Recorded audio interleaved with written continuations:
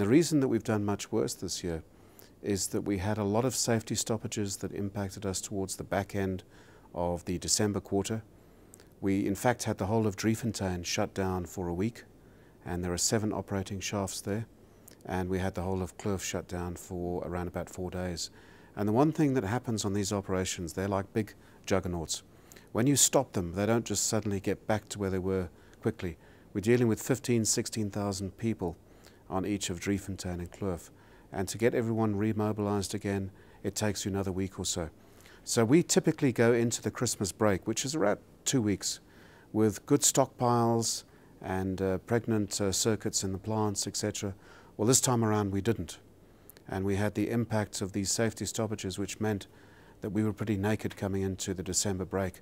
And of course, when you start producing again, when you come back from leave, you don't see the impact straight away either. It takes another week or two to get the production machine going. So this time around, we really only had 2 months of production. The market was disappointed this time around. They were expecting 67 cents in earnings. You came in at 45 cents.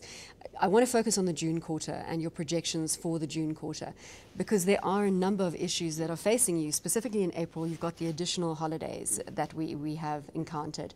You've got higher electricity tariffs that have come to the fore. And what about the royalty bill on the revenue line? Well, all of those obviously are extra costs. The first thing we've got to do is get the production machine back to where it needs to get to. And if you look at the forecast production I've given you, we expect to do a lot better this quarter. In fact, getting closer to the December levels of production before the March quarter. 900,000 ounces. Around 900,000 ounces. That's what we did in the December quarter. Now, of course, we've got power increases that are going to come through. We've got extra increases in some of the consumables, etc. That's all the reason that we're seeing some of the higher costs coming through. Now, it's very clear, and I made this point a couple of weeks ago in an interview, that the South African industry needs to find ways to cut its costs, it needs to improve efficiencies, it needs to improve productivities. And unless we can do that, then we're not going to counteract the impact of what we're seeing now. We'll be on a slippery slope. The criticism is that the gold miners in South Africa are not able to control their costs, and irrespective of where the gold price goes, you are not going to be able to convert that into earnings. Is it a fair criticism as the industry stands? No, it's completely inaccurate. We are very good at controlling our costs. In fact, when I talk to our colleagues in the platinum sector, they often ask us how we achieve the level of spend that we do. The problem is not the costs. The problem is the production.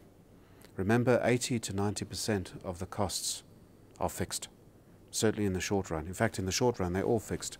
And if you could get an extra 5 or 10% production, it all comes for free. It's paid for. And your unit costs will just come down significantly if you get that. $675 an ounce to $690 an ounce is what you're forecasting for the June quarter. Best case scenario, if you are innovative and the ideas that you've got in the pipeline come to the fore, what is the best case scenario for your cash cost per ounce? For this quarter? No, going forward. Oh, we can take another 10% off that easily.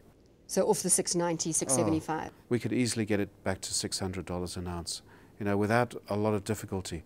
Because as I said to you, the leverage of the extra production is enormous. On the positive side, your international operations, production there up 6%. Yes. Are you going to continue to see good production levels on the international spectrum? Without doubt. And one of the really positive messages I'd like to leave you with is that we expect an increase in our stated gold reserves at 4 out of those 5 operations come the end of June. The brownfields exploration expenditure we're involved in shows we can expand the production base. And the greenfields exploration, that's looking at new projects. We've got a really exciting opportunity in southern Peru, where we already operate, and I'll be going there at the weekend to go and have a look at that. And also in Mali, West Africa, close to where we are in Ghana, another massive land potential there. So those are 2 projects that will be transformational for Gold Fields going forward. What would be the ideal mix for you in terms of international operations versus local operations? Well, I've split the company into 4 regions: South Africa, South America, West Africa and Australasia. And as a consequence of that, we've reduced our headcount at corporate from 200 down to about 60. And we've put the horsepower into the regions where they need to be. Now that will help us to get each of South America, West Africa and Australasia up to 1 million ounces of production a year. South Africa, we think, will be between 2.3 million ounces a year, particularly with South Deep growing. So that will leave a mix of around about 40% in South Africa and then about 20% in each of those regions. We think that's a nice spread. It's a good target to aim at, and we're not a million miles away from getting there in the next 4 years or so. Looking at the gold price last night, we went to $1,206 an ounce. Certainly, market believes we're going to climb above the prior high of $1,226 an ounce.